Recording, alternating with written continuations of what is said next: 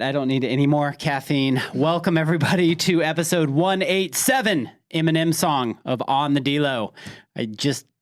We were just talking before this. I don't know if that's an Eminem song or not, but welcome, Megan. I'm excited to have you. Thanks for having me. Did you find it okay? Found it great. Terrific. Yeah. And did you come from downtown or no? I came from Central Phoenix. Central Phoenix. Yeah. So how are you at your shop every single day? No, I'm Okay. not. If I am, I don't get very much done. What's a workflow for you? Like your weekly kind of? Yeah, that's a good question. Every week is a little different. I have a 6-month-old at home, so Congrats. thank you. Yes. Wow. So it's a little chaotic right now, Yeah. but I work in like the office, quote unquote, Tuesdays, Thursdays, and Fridays is my goal. Okay. So the rest is from home or from my favorite coffee shops that I get stuff done. Yeah. Yeah. So what are some of your favorite coffee shops? Oh, yeah. Okay. Provision Coffee. Great place. Yeah. That's just, they have it set up to where you can sit along the window. Yep. You don't feel like you're enclosed, and they have outlets, great coffee, Yeah. refills, very expensive, Good coffee. good coffee. But I'm treating myself, but I love it. It's so funny when I go out and I'm like, this coffee cost me more than my beer. And then I'm like, it took me 6 weeks to make that thing, and they just made it in 2 seconds. It's just like such a funny perspective. Oh, 100%. But it's a cheap way to rent space. Yeah. So even if it's an $8 coffee, not saying that's what it is, but Probably actually, is. it probably is. Yes. Yeah. And you're there for an hour. That's $8 an hour. It's not Totally. bad. Yeah. No, exactly. I love them. I'm Yeah. not talking about Provision in general. Yeah, It's of just course. coffee in general. And then there is a Starbucks that it's like a crappy little Starbucks. I mean, not crappy. I like Starbucks, but like this Right. is just like a tiny little Starbucks. There's only like 4 seats, and I just get stuff done. Is that the one on Roosevelt? There's one. It's on off of 7th Street. I know. Okay. I know exactly what you're talking about. But it's like tiny, Yeah. and there's not.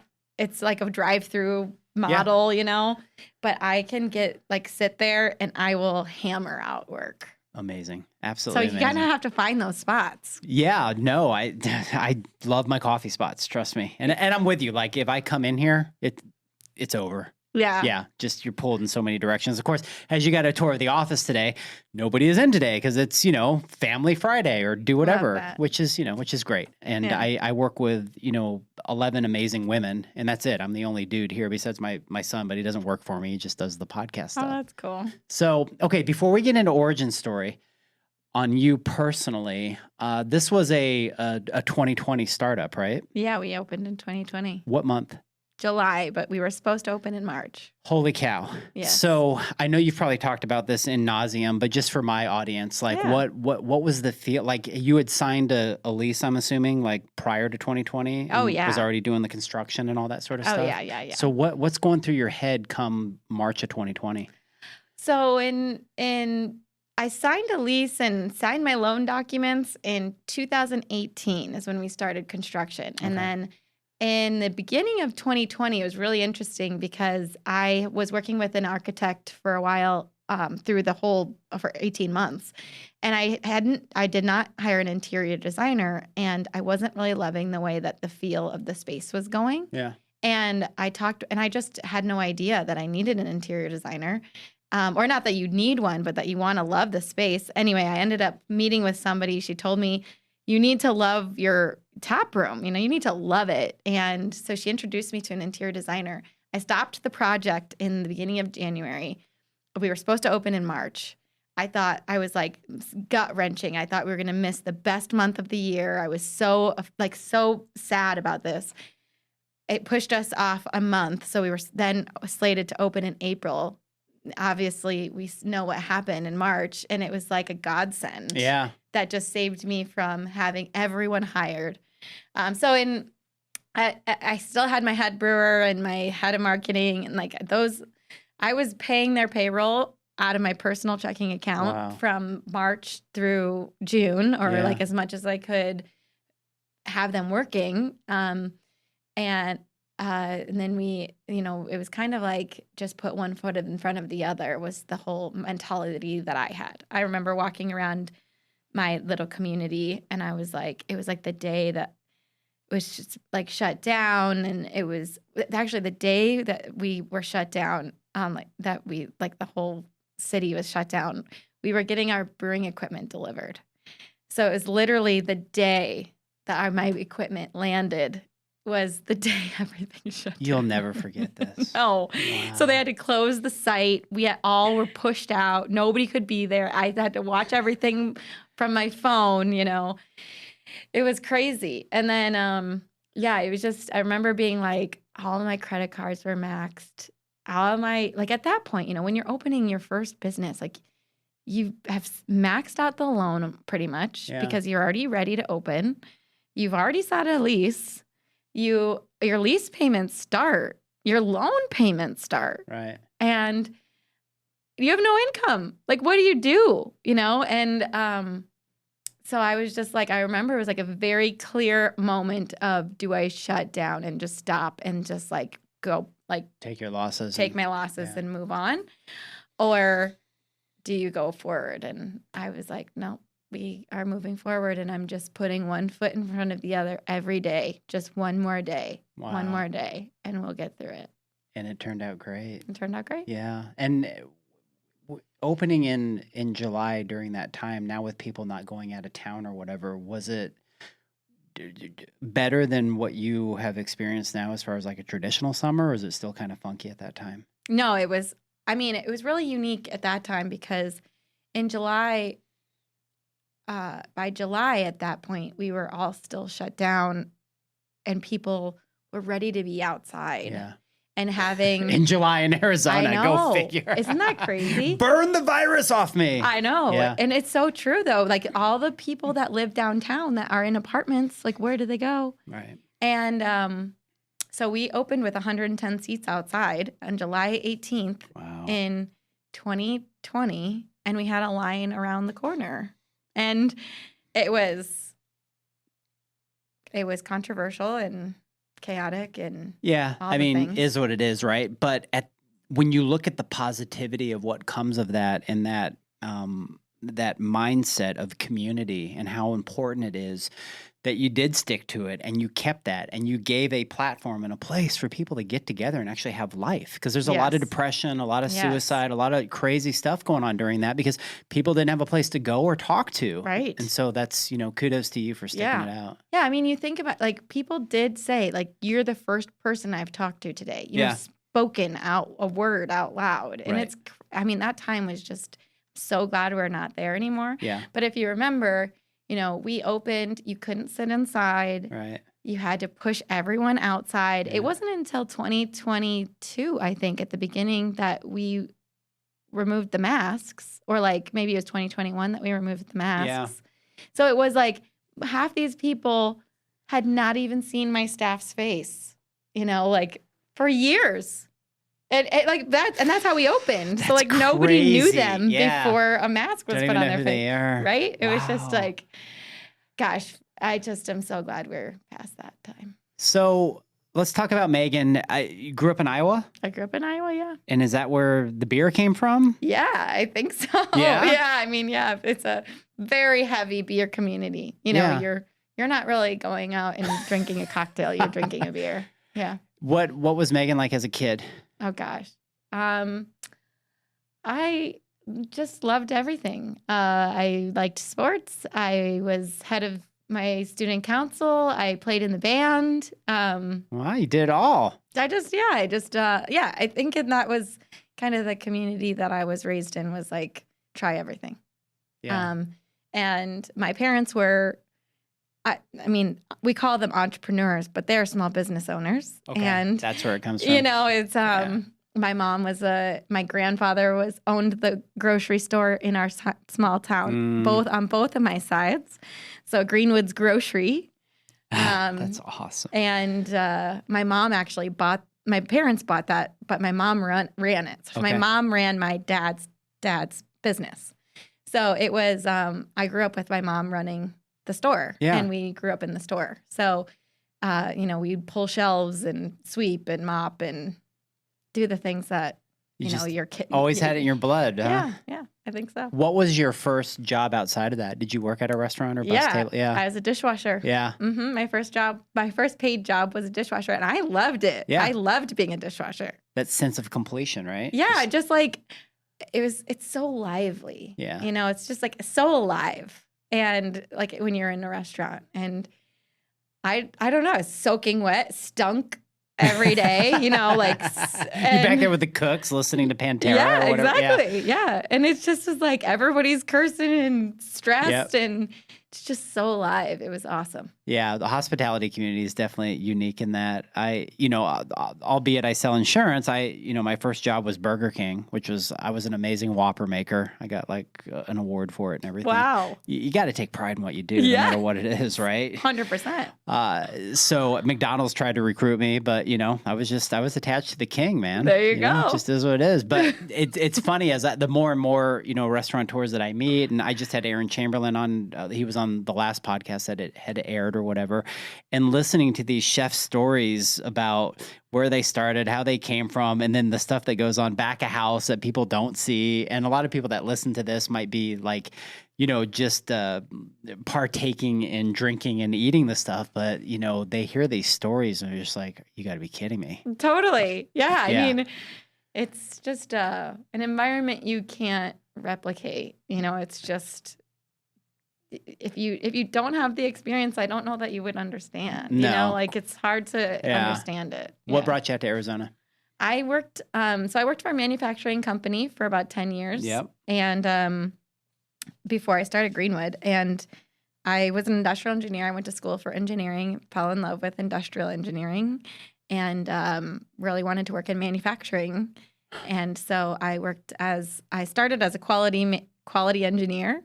And so like my first job was in 2008, and my job at that time, obviously the market was correcting recession. It was crazy time to be graduating college and trying to find your first job. And my job was literally to make my production line so efficient that we were eliminating jobs. Wow. From the production floor. It was AI before AI. It was AI before AI. Yep. It was human. Yeah, exactly. Engineers and tech people seem to be the ones that like to start their own breweries. Yeah, it's true. It really is. There's a lot of engineers in the brewing industry. Yeah, it's just a lot of, I would assume, calculation and science and just chemical engineering and all sorts of stuff that goes into it. And that has to be exciting for you if you're into that background. Yeah, I think it's like building. It's building something. Yeah. And starting something from nothing, I think, is what I would maybe attribute it to. Yeah. And so you do that, and then obviously you have this base, and then what's the night or the morning where you're just like, I think I'm going to start my own brewery? Yes, I loved my job. I worked for very large corporations and really thought I was going to be a CEO of a Fortune 500. Yeah. That's what my goal was. And then my roommate, he was a big foodie. So I moved to Chandler with my job. I'm from Iowa, moved to Boston with this company, moved from Boston to Arizona. And at the time, my role was focusing on solar. So like solar energy. Okay, yeah. I worked on big, large scale, utility scale solar projects. And my roommate, I moved to Chandler. I bought a house. I was 24. I was house poor. Went on Craigslist, found a roommate. He became one of my best friends. And he was a huge foodie and thought that I'd really enjoy homebrewing. And so he bought me a homebrew kit for my birthday. And like a week later, we homebrewed the first beer, which was a Belgian Tripel. And like after the 2 weeks were done and we made this beer, it was absolutely delicious. Wow. And it was 10% alcohol. So after the first pint, I was like, it worked. I made beer. I made alcohol. Like I made alcohol. This is amazing. That's cool. It was so cool. And just it was a totally different experience of making a product that put a smile on everybody's face that was involved. And it was just so cool. And it was craft, and there was a recipe around it. And it was a little bit foodie, and it was just awesome. I loved it. And so about me and my roommate and my neighbor, then we built a microbrewery in my garage. So I had 7 beers that were available to tap at any time. Great. In my garage. So just threw a lot of parties, had a ton of fun. And I had this idea of starting a brewery and kind of pitched it to them. And they weren't really wanting to go in on it. And so I continued on by myself. So there's 2 things in that story that strike a chord. Well, there's a lot of things that strike a chord, but you're 24 and you bought a house. Okay. That's never going to happen again. Yeah. I mean, my kid's going to be 24 in December. He ain't buying no house anytime soon. I mean, and he's making good money. So that's freakishly wow. And then number 2, you get a roommate from Craigslist that's not a serial killer. That's true. Congratulations Thank on you. all that. I know. and you think, right? Back then it wasn't as scary, but it still was scary back then to get a Craigslist roommate. But that at the time, that was where you went for your roommates. I know. No, exactly. It's just what you did. Yeah. We're just so funny. So a homebrew kit, you're doing all these things. So how does that work for somebody that doesn't even understand brewing or any of that? Just in layman terms, if Sally's listening to this and she's like, oh, that sounds kind of cool. I like beer. Maybe I'll try and do this at home. Do you go buy different herbs and all sorts of things and mix it with hops and create this? I don't know. I'm just making shit up. Yeah. I mean, you can buy a kit. So I got a kit. That's what he gave me. And then there are homebrew stores all over the place that you buy your ingredients. So you can buy a kit if you want, or you can make your own recipes. Yeah. So then you just buy your grain and you buy your hops and you buy your yeast and you can make your own recipes. But there's, the best beer in the country, those recipes exist on the internet. You can replicate all of it. It's just no matter what, you're never going to be that brewery. You're never going to. That's crazy. Yeah. So there's a lot of ways you can do it. Yeah, and I'm assuming there's a lot of mix and matching and just trial and error and stuff like that. Yeah, trial and error. Yeah, so at the time when I was brewing regularly in my garage, we did things like the Garden Series, which is where my Rosemary IPA came from. Okay. And we would do 4 carboys, which are 5-gallon big glass jars. Yeah. And every carboy would have something different in it. And in this case, we did everything from my garden. So I had rosemary, I had basil, I had thyme and spice thyme and cilantro or something. And we did 4 different styles, and the rosemary was absolutely delicious. And it never left my quote unquote taps from my house. Yeah. And I just loved it. I loved it with food. And so a rendition of that is now what we have at Greenwood, and is a beer that I would say a beer that we're sort of known for. Yeah. Is this Rosemary IPA, and people seek it out and look for it. Especially Did you bring, is that one of the ones here? I didn't bring here? it. No, I didn't. So but what are the ones that you brought here today? Let's look at these. I have our purpose, what you're looking at is Blueberry our In wheat. Bloom Blueberry Wheat. Yeah, we've won 2 gold medals with this beer. That's awesome. It's beautiful. Our artist is... I love it. I love the art on there. Yeah, she's fantastic. Her name's Alexandra Bowers. She's a local artist. Okay. And she does all of our can art. And so these are all actual drawings. She starts with a hand drawing, and then we put it into graphic design. So these are all hand drawing. And then the Purpose Pilsner, that's our #1 seller. Okay. It's a Czech style Pilsner, really, really refreshing and delicious. 5.2 alcohol volume. Yeah, they're all pretty approachable. That one is really low ABV. This was our Emerald Hazy IPA. And forgive me, these are all from my fridge. So I didn't go to the brewery to get these, so I didn't pick them. These are just the ones that I keep in my fridge at all times. Yeah, and then what others do you have that you sell? So then the Rosemary IPA we have in cans. I have a Warrior Hazy IPA. And then our rosemary is 7.2% ABV. Our Warrior Hazy is maybe 6.5.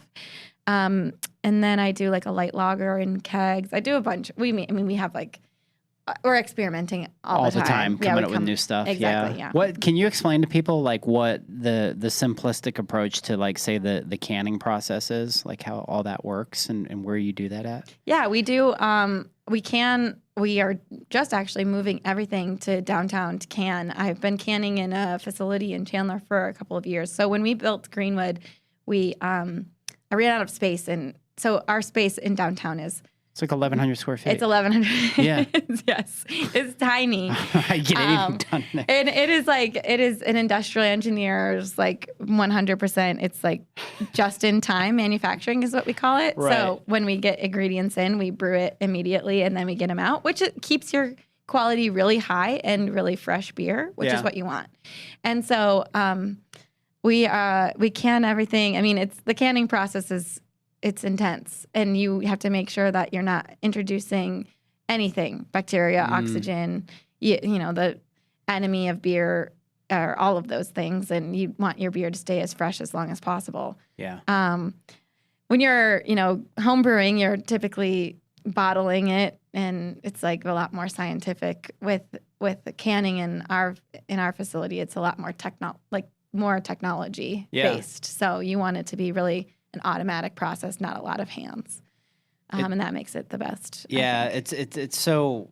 I love the branding. I love the localization of what you've created here, and so that being said, I know you're, from Midwest or whatever. But what does Arizona mean to you now? Yeah, I mean, my children are born here. Yeah. My husband has been here for almost 30 years, and I love Arizona for the fact that I can be from Iowa and still be included. Yeah. When I lived in the East Coast, that was not the case. You're not from the East Coast. You're not from Boston. You're not really welcome as easy.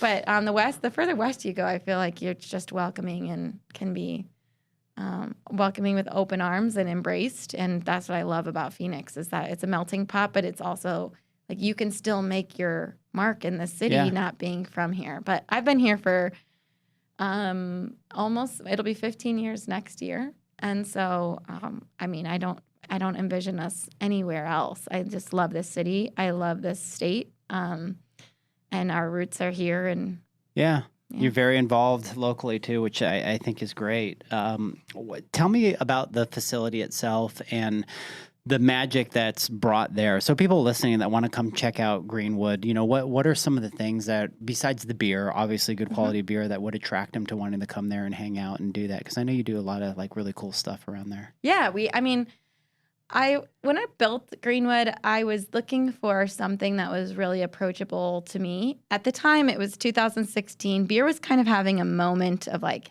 hipster. Yeah. A little bit of negative energy around beer. And I grew up with beer, way too young that I'm going to admit on a podcast. But it's a community building product. Yeah. It's an avenue for fun and entertainment and engagement and great conversation and just happiness and fun. And beer was taking this turn of like negative hipster, not good customer service. Do you remember that in the 2016, 17? I remember. Yeah. And it was like these tap rooms were so cool and exclusive, and these beers were so cool and exclusive, and it was like it just felt, I didn't love it. I didn't love the way that beer was going at the time. And that was a lot of the reason why I wanted to build a brewery, because I wasn't seeing myself in the product anymore. Yeah. And I wasn't seeing myself as and especially as a woman in the industry, or like as a woman beer drinker, I really wasn't seeing myself behind the product. And at the time and still today, there's fewer than 3% of brewing companies that are solely owned by women. And it's like fewer than 30% of brewing companies even have a woman owner in general. And so it's like overwhelming majority of brewing companies are owned by men, and that's great. And there's a lot of reasons behind that, and we don't have to get into that. But when you're making a product, no matter what it is, whether if it has your signature on it, meaning like the craft signature, which we talk about in food and beer and beverage and whatever, even in like tech, you're thinking about yourself as a consumer. Yeah. So if you're making a product and you're thinking about it yourself as a consumer. And at the time, it was like over 70% of brewing companies were owned exclusively by men. So it's like, no wonder this isn't like a man versus woman thing. This is just a statistic thing. No, 100%. So it was just like, I just wanted more representation of what I was looking for. Yes. Approachability. Yep. In terms of the beer and in terms of the experience. Okay. And so, making sure that like our staff are offering really great customer service. When you walk in the door, it smells good. There's light. It doesn't feel like you're walking into a dungeon. It's not industrial. Sounds like my house, who's run by a woman. Yeah, exactly. That's great. Open air, huge patio. Yeah.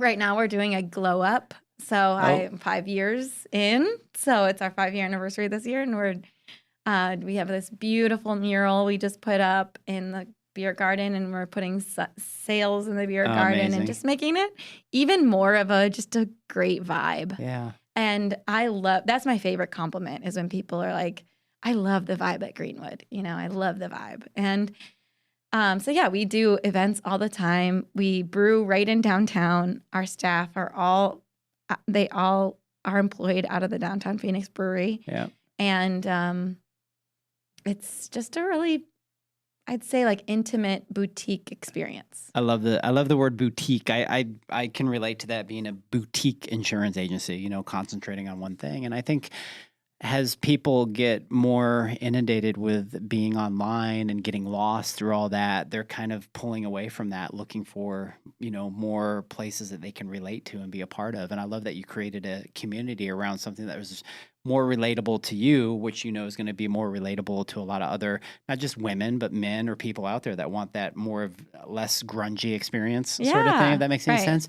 I was going to ask you, I thank you for preferencing, but we'd be remiss to not talk about your experience as a woman in brewing. And, I would assume there's obviously its own challenges, but it's also got to feel really refreshing and pretty amazing to be one of the few that's, doing it. And I know like Sue Rigler's another one. I mean, there's a lot of great women, that are in Arizona doing this right now. So how do you want to elaborate a little bit on that? And yeah, I mean, I think it's so funny. I talk to my husband about this all the time because there are scenarios that happen, I would say maybe like once a month, once every other month, where I'm like, is this because I'm a woman? And I never want to go there.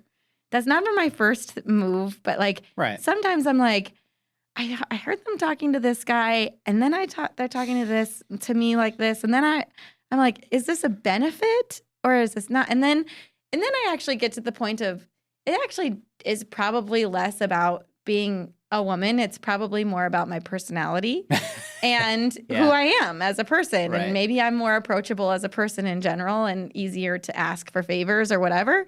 I think being a woman in the industry is.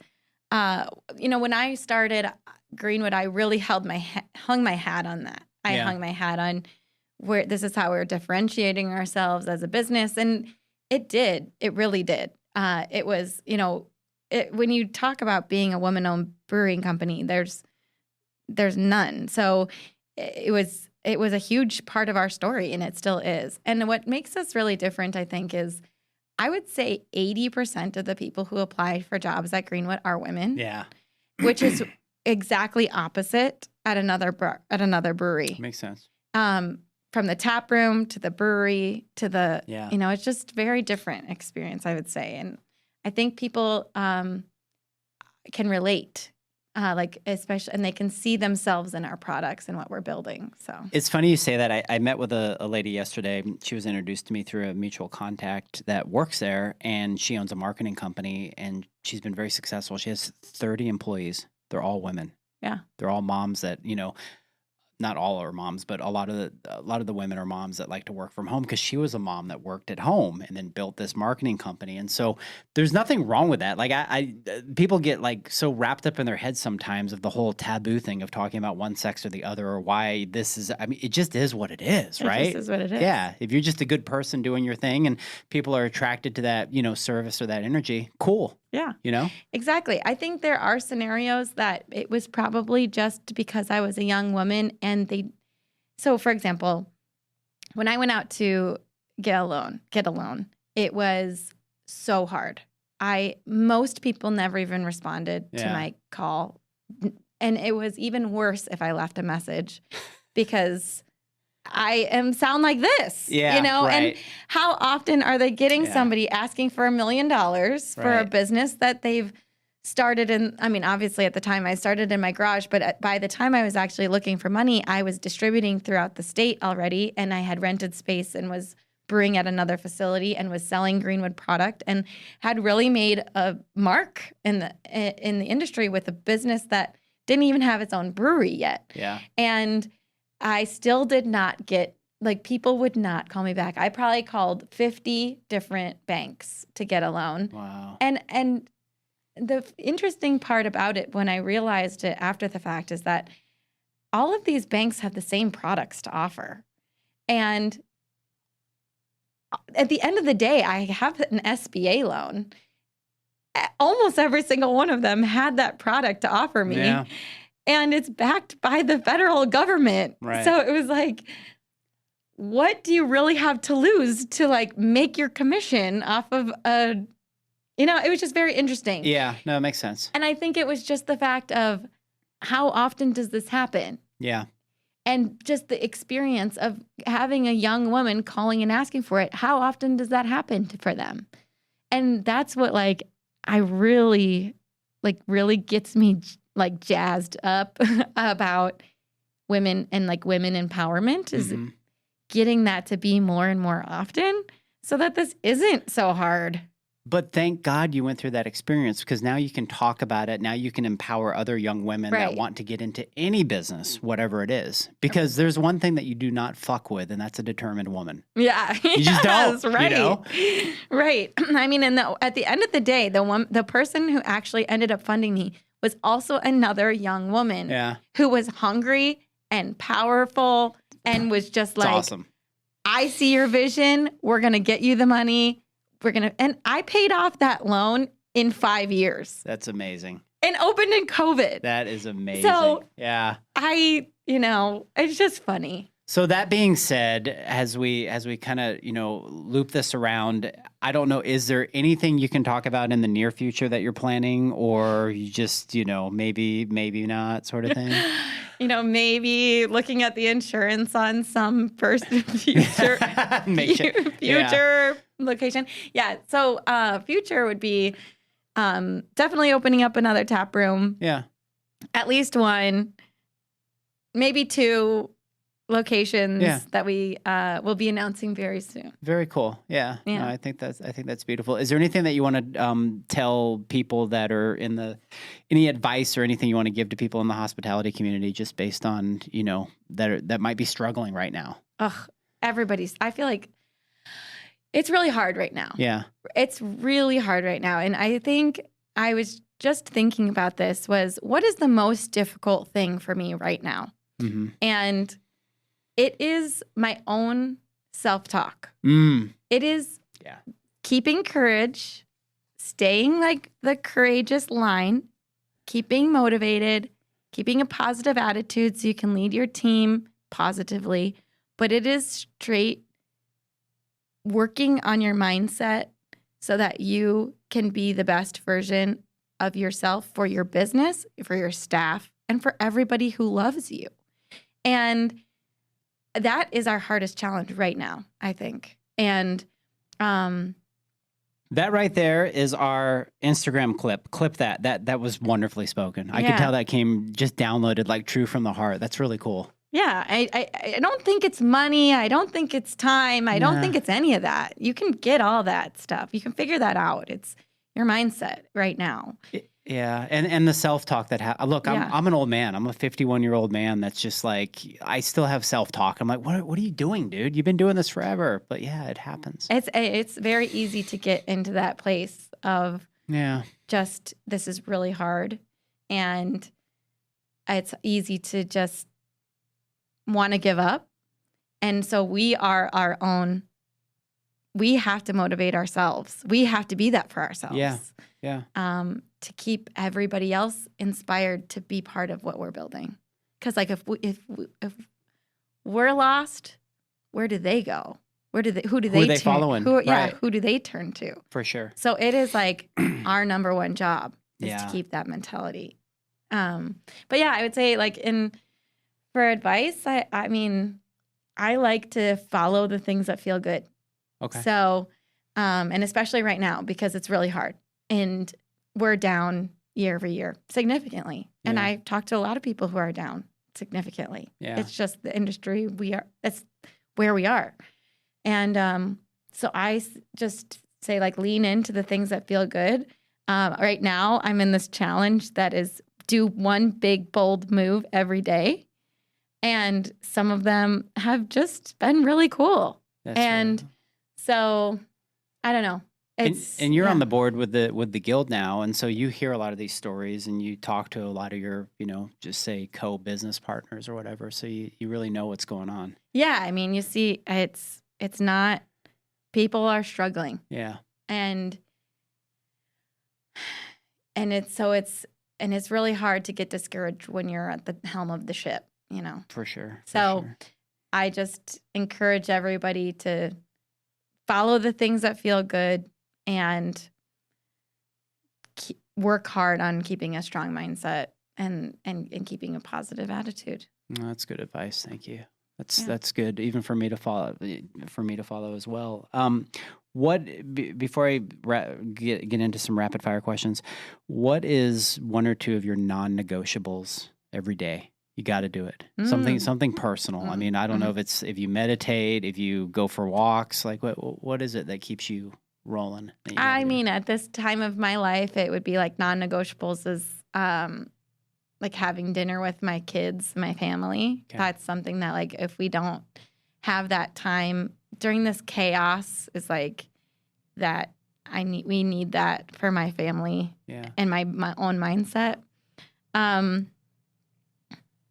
Yeah, I think it's just like my kids right now are my family. Yeah, my kids are like my main focus. I've got a 3-year-old and a 6-month-old. So they're like being able to be around them when they wake up and being able to be around them when they go to sleep, I think are my number 1 and 2. Yeah, so you're not busy at all. Yeah. Yeah. And obviously you have some good people that work with you that are able to take help care me. of it. Yeah. I mean, I've been on 2 maternity leaves being a business owner and being the only owner. I don't have another investor. I don't have a partner. Yeah. And my staff have crushed it to keep us going. That's great. And really have been respectful of that too. So, I mean, you can do it. You got the best job in the world now, being the mom. Yeah, exactly. Yeah. I know. Yeah, I mean that's so cliche, but it's so true. Like those are my non-negotiables right now. Would be spending time with my family. Yeah. Well, that's great. I'll get into some rapid fire questions here, and we will certainly promote the location in downtown. And please, if you're listening to this and you're part of a big insurance company that represents me, go book a darn party there and spend some money. All right. Let's get you some flow going. And I know there's a lot of people in my audience that probably don't even know that you exist, believe it or not. It's just crazy how many places and how people will just stay tied into their little area. But 100%. Downtown Phoenix has really turned into a juggernaut of just wonderful places. For sure. You walk from Pedalhaus to Wilderness to Taco Cello to it's crazy watching all the growth all over. So it's amazing. Okay, before we wrap up, are you an early riser or a night owl? Right now, I am both because I'm up 6 times a night with a child. So, but normally I'm a night owl. Okay. Yeah. Okay. What is your favorite place in Arizona to go visit if you're to go on vacation? Oh, like a hotel? Yeah. Like a resort? Yeah. Oh, we staycation at the Hyatt Gainey Ranch probably at least once a year. We love their pool. It's like right here. Yeah, it's super close. Yeah, it's awesome. I would say I love going there, and we love the JW Marriott in Tucson. Okay. Yeah. Yeah. Star Pass, I think is Star Pass. Yeah, yep. It's amazing. Very cool. Yeah. U2 or Billy Joel? Oh, Billy Joel. Okay. I think he actually follows me on Twitter. No. Yeah. Oh, that's pretty cool. I know. So have you seen his special? No. Okay. I'm telling you, go on Amazon, go get, like, it's free with Amazon Prime or whatever. I think it's Amazon. But my wife and I just watched the 3 series Billy Joel special. Oh, yes, I saw that on Hulu or something. Yeah. Hulu, right? It was amazing. Oh, yeah, it's on my watch list. Like, I forgot how many good albums he had, like, even later on in his career. Oh. And then he talks about how he just quit doing music. He's like, yeah, I've done it all. Wow. Yeah. That's so funny. So cool. But yeah, I'm pretty sure he follows me on Twitter. I like have watched it because I'm like, does he still follow me? Why did he follow me? I don't even speak. Wow. I know. Look at that. I know. What's the most unexpected beer ingredient that you use that you still use? Oh my gosh. I mean, but people ask us all the time if we use real rosemary in Rosemary IPA. Yes, it is real rosemary. And a lot of times it's actually grown either, I mean, I shouldn't even admit this, but it's either grown in my garden, in my brewer's garden, or in, we do buy from, right now we brew so much of it that we do buy some of it from like a distributor. Yeah. But we normally buy from nurseries. So it's either like, it's like Arizona grown and like in my backyard. That's so funny. Yeah. That's cool. Really cool. Do you believe in the Loch Ness Monster or Bigfoot? Right now, I would say Loch Ness Monster. Yeah. Okay. For sure. Mm-hmm. The winter or the summer? I love the winter. Yeah. Mm-hmm. I'm a summer guy. Really? Yeah. Like Arizona summer or summer? Really? My wife says I'm a lizard. Wow. Yeah. That's cool. I don't meet very many people who love the summer here. I cannot stand the cold. Like all of my extremities start to freeze and it's like painful. Oh my gosh. I mean, I even like the snow. It's kind of silly. I feel like we're exactly opposite. We must have like different. Probably so. Heat, temperature things. Something. Yeah, something that goes on. All right. Last question. What is your favorite spectator festival to like go to out here? What do you enjoy to go to? Not one that you're working, but one that you like to go to as far as. Oh my gosh. You know, one of my favorites. Gosh, I don't know how to answer that. I like before I was in the beer community, I loved Arizona Strong Beer. Okay. I mean, and I still love that festival. Well, let's promote that because I mean, again, like the guild needs all the help it can get right now. 100%. Like really does. And I'm a huge advocate and a promoter of that. And at the end of the day, Strong Beer is, in my opinion, one of the greatest festivals in Arizona. I think so too. Yeah. I think so too. And I think it's just kind of had this roller coaster of like, there's so much about events right now. There's so many events going on now, you know, and we just threw our first Oktoberfest there. We closed down the street. It was so cool. It was so cool. I loved it. I love hosting events like that. And, but like Arizona Strong Beer Fest, I think is my favorite. I'm sure that got you hooked when you were probably brewing in your garage. I really did. This is it. I'm gonna have a booth here. Yeah. Yes, exactly. I remember in 2018, I was just starting Greenwood, and I went with my boyfriend at the time, that turned out to be my husband, and I was so inspired and was just like, this is so badass. Did you get the pretzel necklace then? No pretzel necklace for me.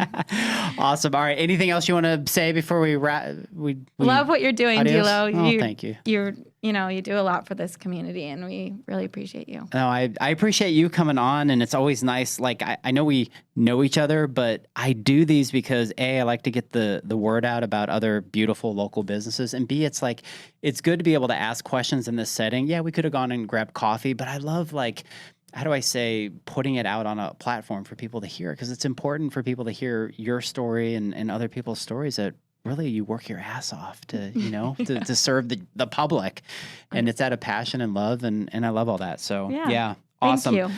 All right. Well, please go check out Greenwood Brewing, go down there, go buy some beers. Where else can people buy these? Yeah, we're in restaurants all over the valley, and then you can buy us at Total Wine, Whole Foods, Sprouts, Safeway, Fry's, Bevmo. Yeah. Pretty much everywhere where you shop. I got to tell you, like, that's a good point. When I see your logo or Huss or Rin or any of these local brands that are in Whole Foods or whatever, my heart palpitates with excitement. It's like such a beautiful thing to be able to see. It's so badass for me to be able to see even. You know, I think like when I go into Whole Foods and I see that's 5 SKUs. Yeah. I'm like, that's so cool that people spend their money on a product that I make. It's a lot of the reason why I do it. Yes. People, go support local. Go buy Greenwood beer. Yes. Do it now. And thank you, everybody, for listening. Please subscribe. Please 5-star. All the good stuff. Help, with the momentum. Again, 187 podcasts. We're not slowing down. This is it's just something that we love to do, promoting Arizona businesses and hospitality businesses. So until next time, thank you. Thank you, Megan. Thank you. Peace out.